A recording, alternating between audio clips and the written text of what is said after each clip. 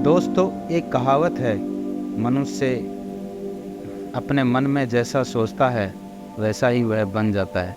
यह विचार इतना व्यापक है कि मनुष्य ही नहीं बल्कि मनुष्य जीवन की हर स्थिति और प्रत्येक परिस्थिति को अपने भीतर समेटे हुए।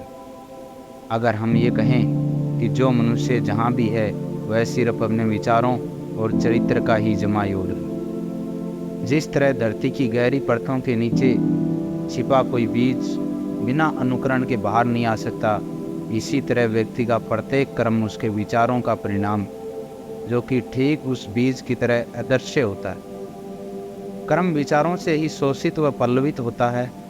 सुख और दुख इसके फल हैं।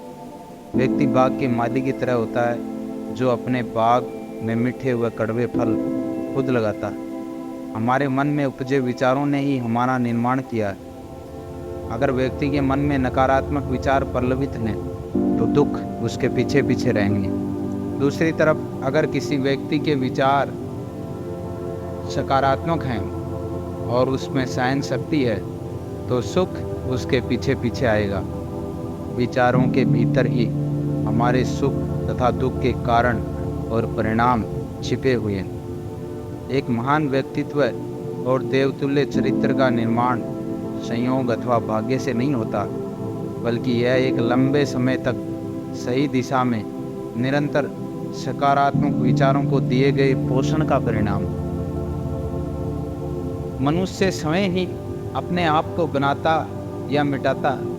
विचारों के कारखाने में वह ऐसे हथियार बना सकता है जो उसे नष्ट कर दें, या ऐसे औजार बना सकता है जिनसे वह अपने रहने के लिए स्वर्ग जैसे आनंददायक और शांतिपूर्ण जीवन का निर्माण कर सके।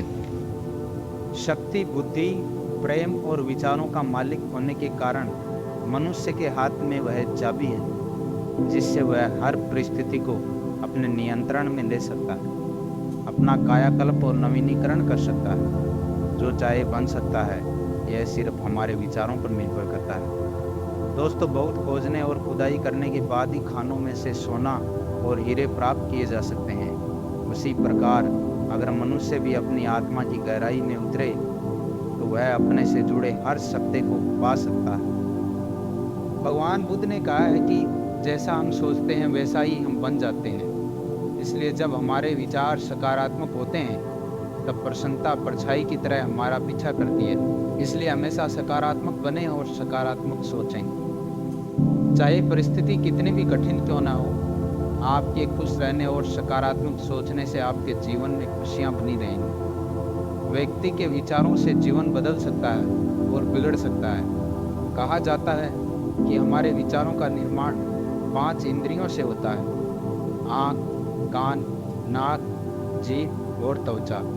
क्योंकि जैसा हम देखते हैं, जैसा हम सुनते हैं, जैसे वातावरण में हम सांस लेते हैं, जैसा भोजन हम ग्रहण करते हैं और जैसा हम महसूस करते हैं, हमारे विचार वैसे ही होते हैं। और विचार जैसे होते हैं, हमारा चरित्र, हमारे कर्म और हमारा व्यक्तित्व भी वैसा ही होता है।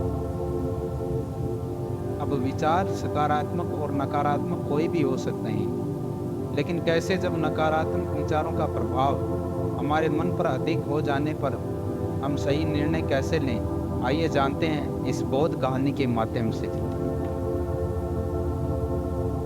दोस्तों, एक समय की बात है कि भगवान बुद्ध अपने कुछ शिष्यों के साथ एक वन में रुके हुए थे। एक दिन शाम को जब भगवान बुद्ध भ्रमण कर रहे थे, तब उन्होंने एक लड़के को एक पहाड़ी की तरफ तेजी से जाते हुए देखा। भगवान बुद्ध ने उसके चेहरे के भाव से पता लगा लिया कि यह लड़का तनाव में है। बुद्ध ने उसका पीछा करना शुरू किया। जब लड़का पहाड़ी पर पहुंचा, बुद्ध भी उसके पीछे पीछे वहां पहुंच गए। लड़का कुछ देर वहां खड़ा रहा और बाद में वह पहाड़ी से कूदने लगा। जैसे ही वह कूदने लगा, बुद्ध ने उसका हाथ पकड़ दिया। लड़के ने कहा, मुझे मत रोको, मैं बहुत दुखी हूँ, मैं मर जाना चाहता हूँ। बुद्ध ने कहा, बेशक मर जाना, पर थोड़ी देर के लिए मेरी बात सुनो, फिर भले ही मर जाना, मैं तुम्हें नहीं रोकूंगा। फिर बुद्ध ने कहा, अब 5 मिनट के लिए अपनी आंखें बंद करो और यहाँ बैठ जाओ और लंबी लंबी सांसें लो। उसके बाद जहाँ जाना हो चले जाना। लड़के ने वैसा ही किया, लेकिन जब 5 मिनट बाद वह उठा तो उसने बुद्ध से कहा कि अब मैं मरना नहीं चाहता हूँ। बुद्ध ने कहा, मरना तो तुम उस समय भी नहीं चाहते थे, पर तुम अपने नकारात्मक विचारों के अधीन हो गए थे। फिर बुद्ध ने कहा, आत्महत्या से दुख खत्म नहीं होते, बल्कि और बढ़ जाते हैं। हमें यह जीवन दुखों के निवारण करने हेतु मिला है। लड़के ने कहा, मैं क्या करता?